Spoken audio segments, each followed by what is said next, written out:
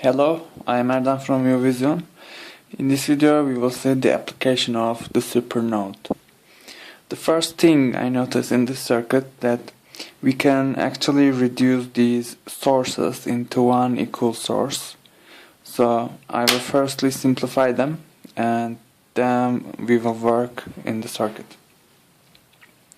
Okay, let's reduce these two independent voltage sources into one, and I am taking this polarity as the reference. So our voltage source have a voltage value of V1 minus V2 because we took this as the reference polarity. And here we have R1.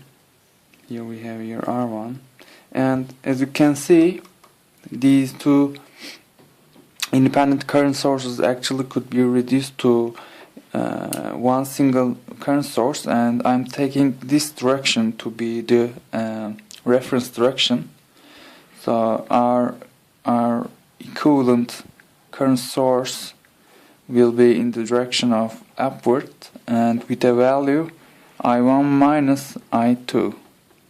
I1 minus I2.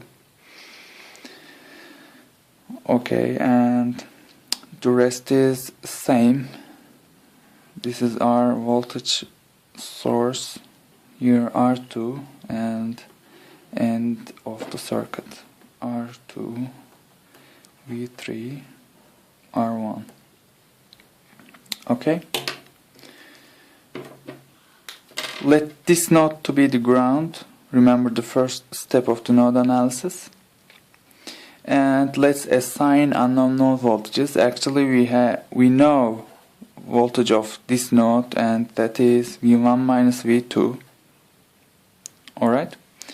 And we have no information about the voltage of this node, so we shall label an unknown node voltage, and I'm labeling this as EA.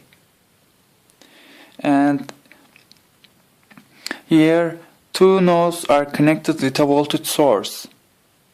So what I will do is to construct a supernode. Here I have a supernode.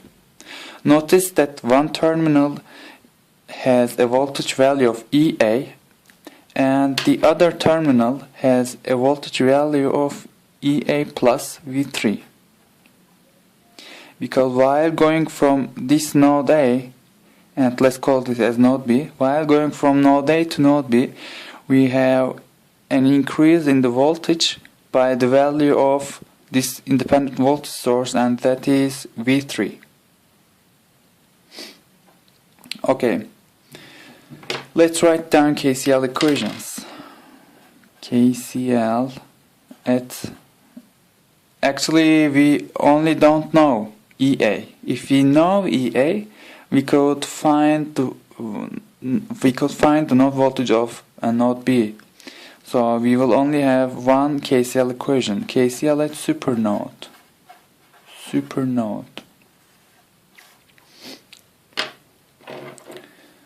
Okay, let's firstly write down currents related to this terminal of the supernode. We don't know current through R1, and we are assuming it to be away from supernode, which means voltage across R1 is EA plus V3 minus V1 minus V2. Alright? And if you divide this by R1, we can get the value of the current.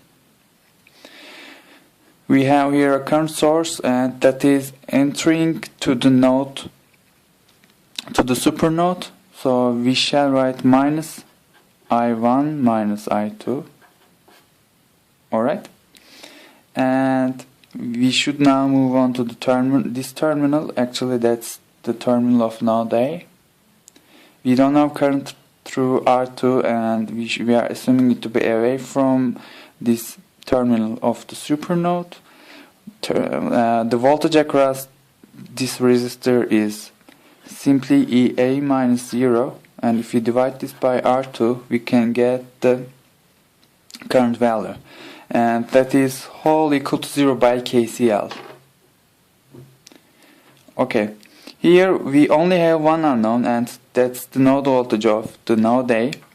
If we find EA, we can find the node voltage of the node B, and that is EA plus V3.